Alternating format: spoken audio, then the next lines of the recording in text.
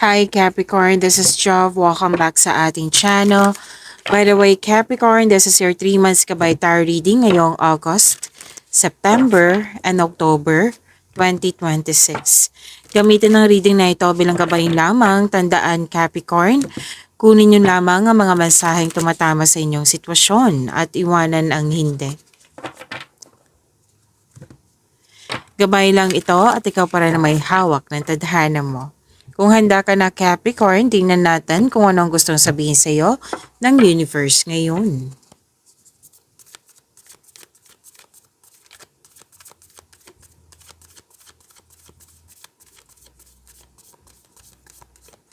Energy po ngayong August 2026 para kay Capricorn.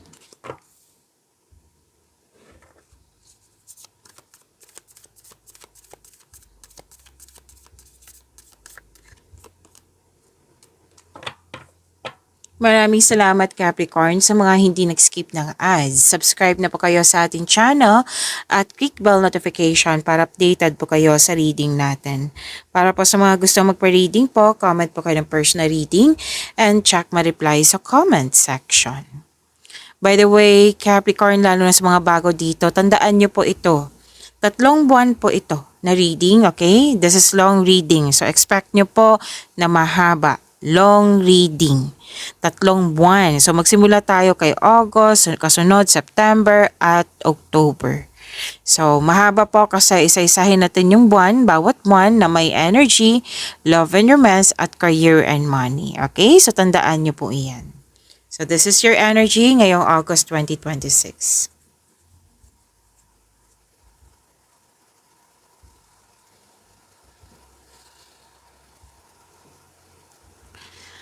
So expect nyo po Capricorn ngayong August 2026, busy pa rin kayo. Pero nagkaroon ka naman ng time sa sarili at sa kapwa po. Pwede din ng nature ng work mo is talagang busy. Basta maraming ginagawa, itong mga ginagawa mo naka-align sa ambisyon mo sa buhay. Very supportive ka din sa kapwa mo, lalo na sa pamilya mo. Very passionate sa gusto sa buhay. Binibigyan ng time and effort yung passion mo, kaya mo maging leader. And please know that you are guided and protected now and always. Yes, divinely guided po kayo. Very confident and sense of worthiness are elevated. Kitang-kita ko dito yung you are becoming more confident, which will lead to immense personal growth and improvement sa connection mo sa isang tao.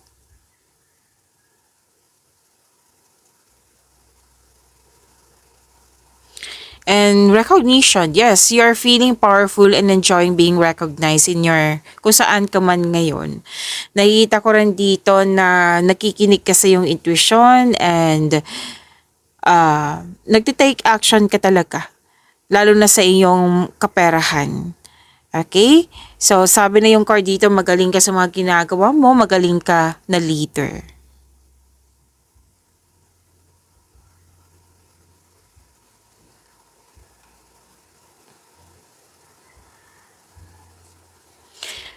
Wow, may celebration dito, togetherness. And this is also means a stress reliever, itong pagtipon-tipon na ito. Okay? May celebration. Okay. May date, group date. Basta may achievement po na nag-celebrate kayo. Pwede ngang anniversary to or monthsary or birthday. May magaganap na groupings or collaboration dyan, lalo na sa trabaho mo. At parati ko itong nakikita sa inyo Capricorn na ang iyong pamilya or grupo ng tao ay very supportive sa iyo.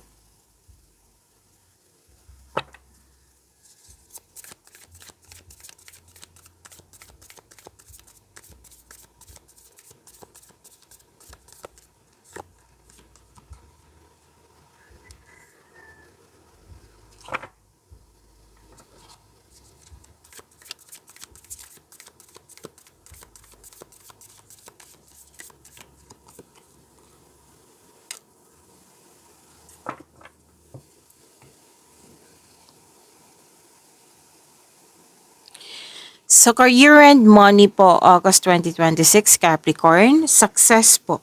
Success ang nakikita ko sa dalawang card ni ito.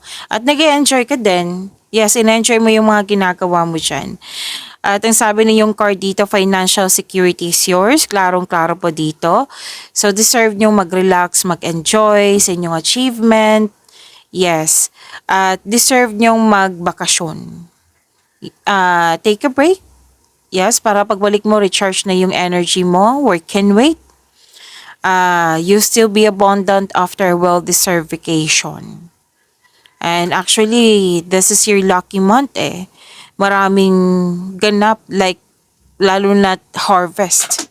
Lahat ng tinanim mo nagbo-bloom.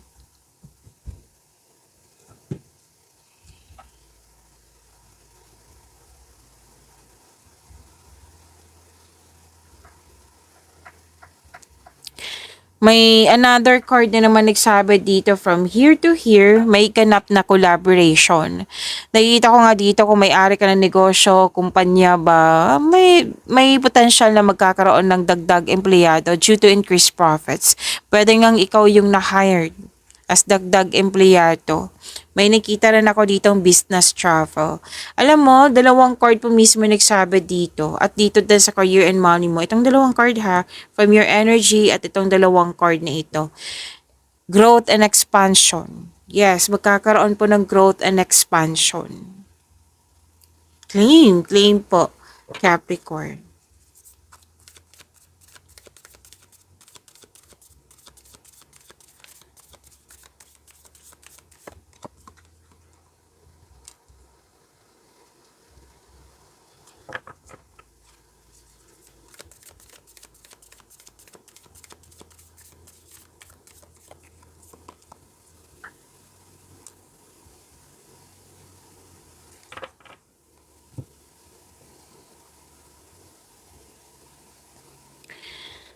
Capricorn, kung gusto nyo ma-notify kayo, like ma-prompt, mapapanood nyo po agad yung premiere na video natin, i-click nyo po yung bell notification. Kung hindi nyo po alam, kung magpaturo po, wag nyo din kalimutan na mag-subscribe sa channel natin. Nag-offer po ako ng rush reading. Kung gusto nyo po, comment down personal reading at antayin yung reply ko.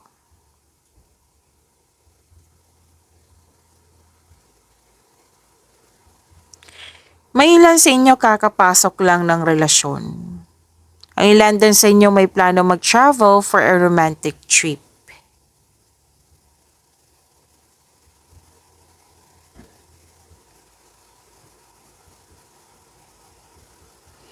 Okay, para sa mga single, you are in the process on healing pa. You are destined to be with someone, so it's time to find a soulmate. Para sa mga relasyon sa buhay mag-asawa, nakikita ko dito the couple felt calm and harmonious sa inyong relasyon. So let's proceed sa inyong September 2026.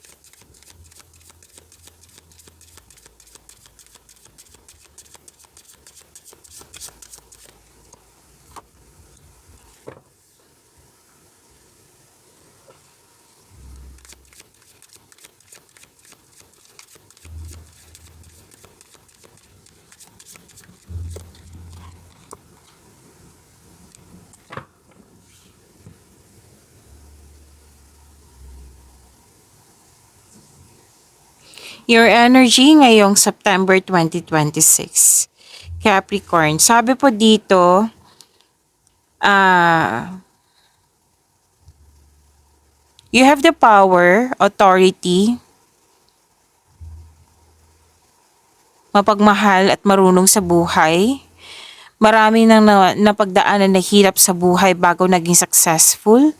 This is authority, magaling ka na leader, magaling ka sa mga ginagawa mo, parati itong lumalabas sa iyo, stability at kalma. Okay, connection to eh. I think this is relationship. Oo. Kayong dalawa ay matured enough na loyal sa isa't isa. Both of you are taking an action and stability upang may palago palalo ang inyong relasyon. Babala lang po sa ego clashing. Sa career and money, maraming nag-support sa iyo. Maraming naniniwala sa iyo. Kasi marami ka nang napatunayan po. Malaki ang tiwala ng mga tao sa iyong strength and skills. You're making tremendous progress in your career or nag-level up ka na sa iyong career.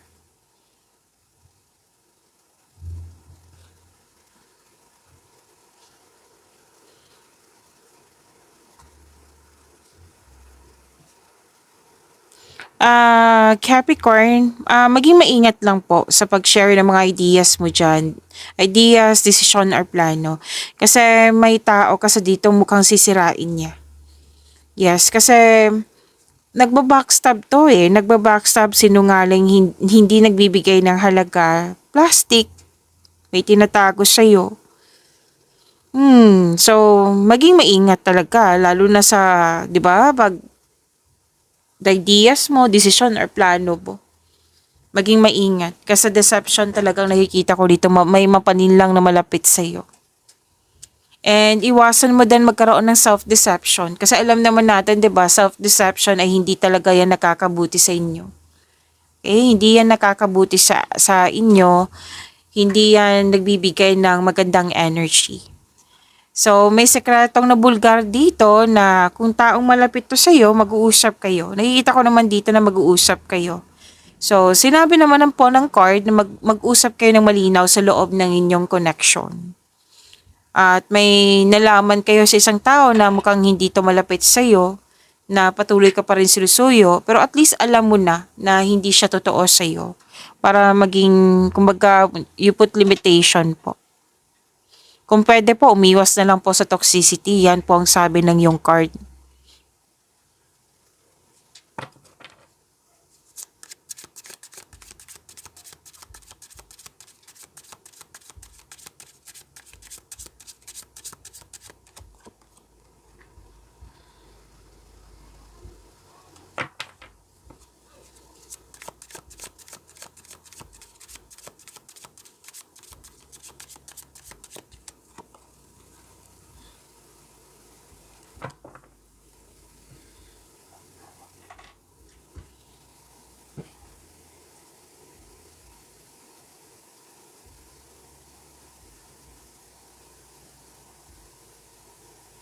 Okay, sa career and money po. Wow, ang ganda naman ng dalawang cards na ito. Capricorn, may parating na masaganang panimula sa workplace mo. Sabi kasi ng card dito, mag-ingat sa paggawa ng plano para magtagumpay ito. Some of you, develop nyo po yung hobbies nyo, yung skills nyo, para pandagdag income. Nakikita ko dito na very focused ka sa mga ginagawa mo.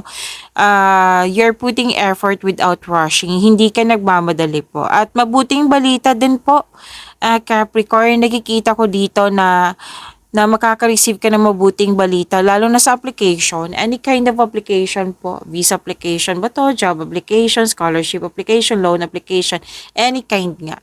Kung hindi man po ikaw to, pwedeng taong malapit sa iyo. Basta po natanggap po itong application na ito. Sabi ng yung card, patuloy mo lang pagsisikap, tutukan mo ito kasi magkakaroon po ng self and financial growth. Okay, so 'di ba? Ang ganda. Granted yung manifestation mo. I-claim niyo po, Capricorn. Kung may nasabi akong ibang ibang zodiac sign. So, ang reading na ito is Capricorn. Iklaro ko lang kasi habang Habang nagsasalita ko kanina pa, may nagsasabi sa akin na Virgo. Baka iniisip kayo ni Virgo or pwedeng iniisip mo si Virgo.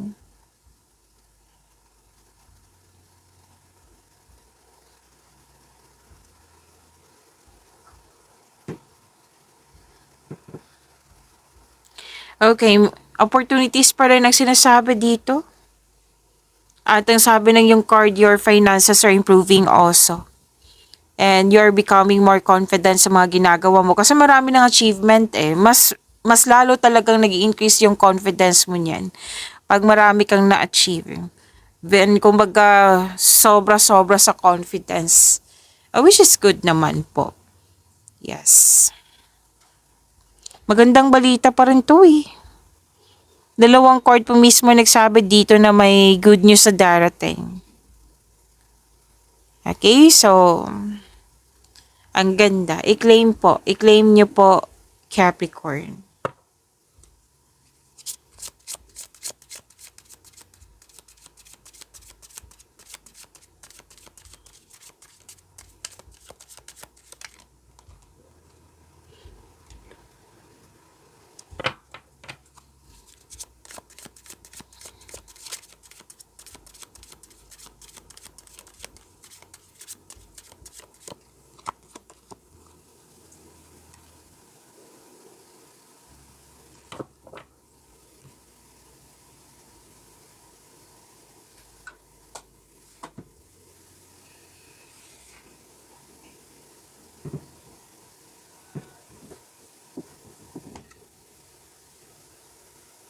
Okay. Capricorns, love and romance nyo. Pansin ko talaga, Capricorn, sa inyo na I think you are family-oriented or talagang close kayo sa mga grupo ng tao, kaibigan ba to, family? Like, nagkikita ko talaga sa inyo na kung like stress kayo, mawawala yung stress mo pagkasama mo sila. Tapos, pag may kasiyahan or party, talagang aasahan talaga na dadalo ka. May yan talaga yung napapansin ko sa inyo. Kahit i-research nyo yan. Basta marami din ako kakilalang Capricorn na family-oriented. Okay, so,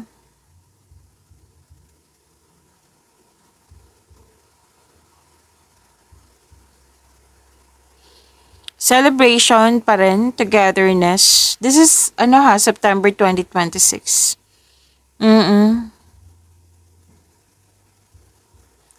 So, nagtutulungan or nag-uusap. Groupings to eh. Basta you are very inspired kasi nga yung family mo ay very supportive sa'yo. And celebrating with good friends or family or tinuring mo family is what you need most right now.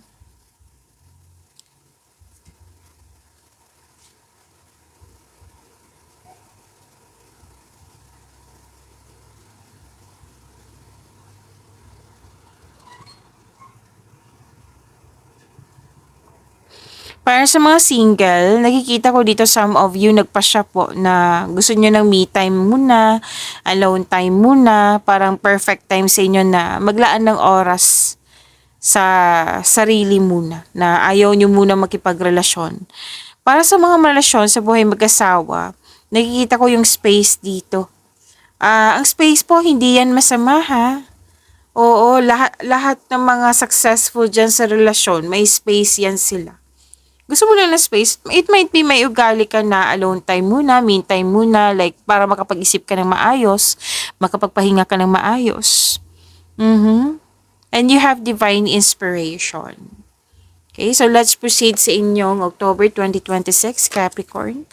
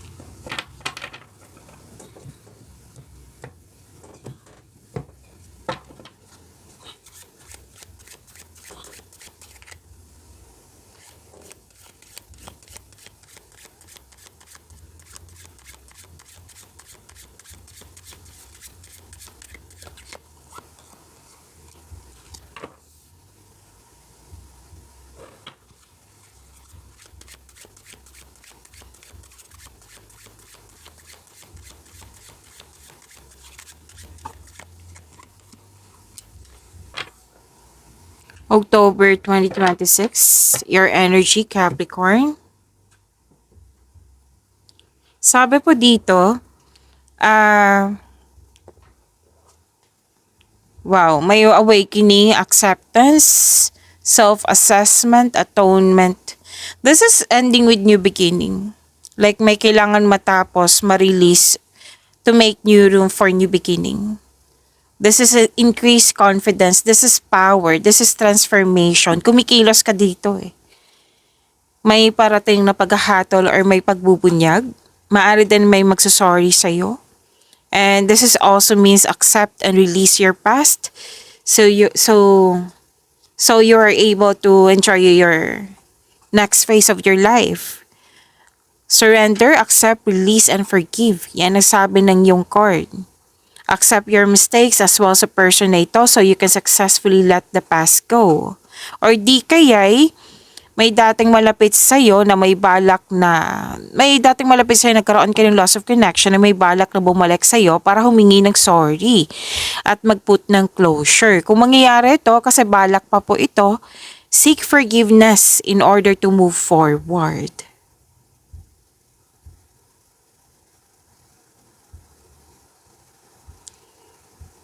So, wag niyong hayaan na nakikita ko kasi dito na wag niyong hayaan na pigilan kayo ng past niyo to move forward. Kumbaga, i-release mo tong past na ito to move forward. Kasi, itong pag-move forward na ito, magkakaroon siya ng more successful period. Sana nakuha mo, Capricorn, na pag i-release mo tong nakaraan, yung new beginnings na sinasabi dito, magbibigay yan ng success sa iyo. Okay? So, acknowledge for your success is coming. Lalo na sa kaperahan mo, ha? Ang ganda po.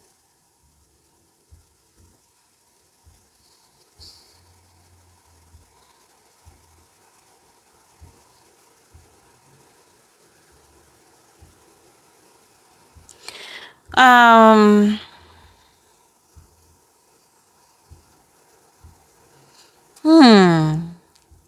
Posible kasing may delay na nangyari sa mga may tutol pa rin ako nakikita dito. Or may taong hindi totoo sa'yo. Like, nade-trigger talaga yung pride mo or ego mo na dahil sa taong ito.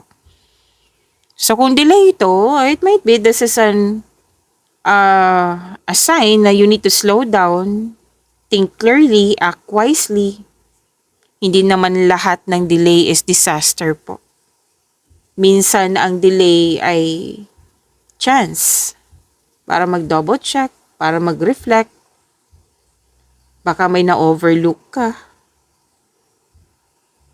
So, the strongest move is to pause and rethink.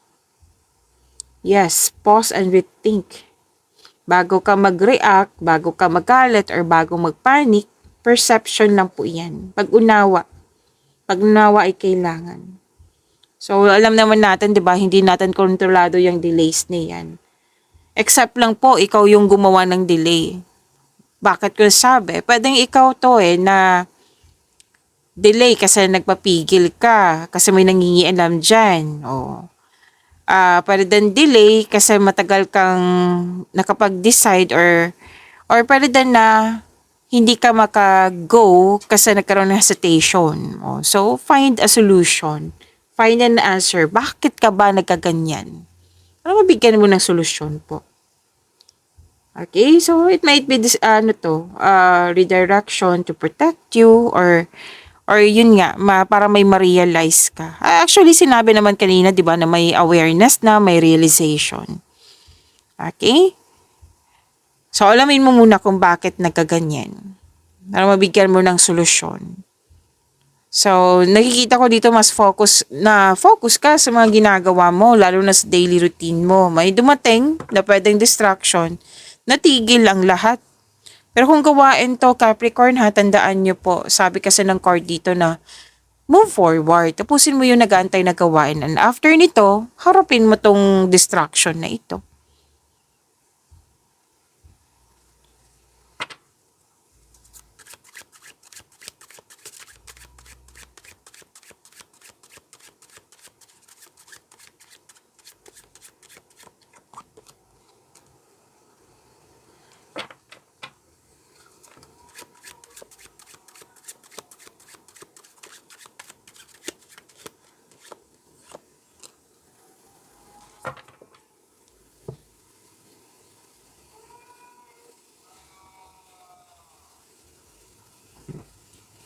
Sa career and money nyo po, nakikita ko dito na gumagawa ka ng lohikal na aksyon sa iyong mga layunin sa buhay.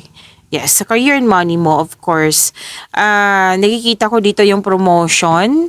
Para din na, promotion. Pagtanggap ng leadership role.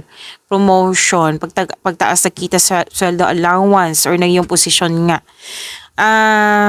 Ginagalang ka. Ito pa rin yung sinasabi dito, ginagalang ka at kinikilala ka ng mga tao dyan sa iyong mga kontribusyon. Kung may legal concern ka sa career and money nyo po, mabuting balita po. Makaka-receive ka ng mabuting balita. So, puro mabuting balita ang nakikita ko sa inyo, ha, Capricorn. And deserve nyo naman po itong mabuting balita na ito.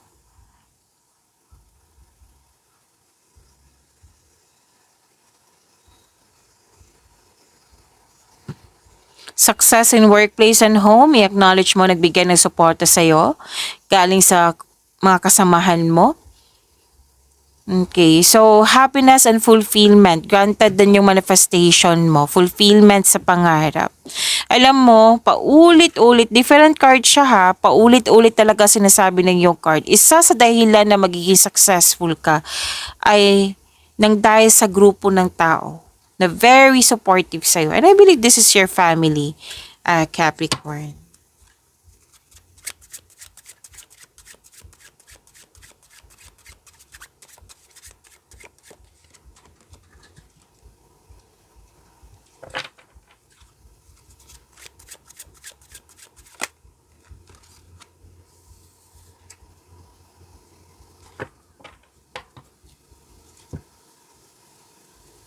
Capricorn, huwag niyong kalimutan na mag-subscribe sa channel at i-click niyo po yung bell notification kung hindi niyo po alam, magpaturo po para updated po kayo lagi sa ating reading. Nag-o-offer po ako ng rush reading kung gusto niyo po, comment down personal reading at antayin yung reply ko.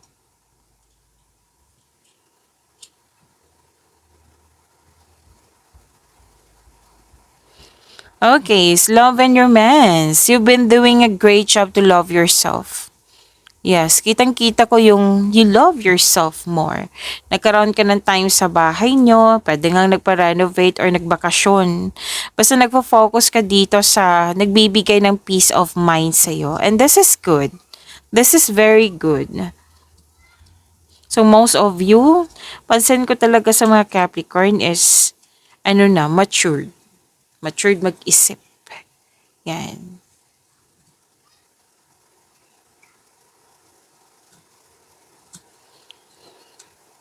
So, ipakilala mo na yung person mo sa grupo ng tao. Masaya ka kasi, yun nga, paulit-ulit sinasabi dito na very supportive yung grupo ng tao sa iyo.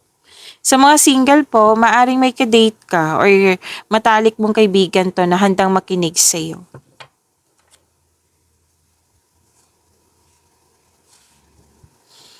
Malakas ang iyong intuition, no? Single ka man, marelasyon sa buhay mag-asawa. Mukhang may malalaman kayong sikreto po. May sikretong nabulgar. At syempre, kung malapit to sa iyo, mag-uusap kayo, magkakaroon kayo ng honest conversation. Yes, sikretong nabulgar to eh. Mas lumawak yun din yung ambisyon mo sa buhay. Single ka man, marelasyon sa buhay mag-asawa. Pagyamanin niyo po yung blessings na binigay sa inyo. Capricorn, see you tomorrow. Maraming salamat po.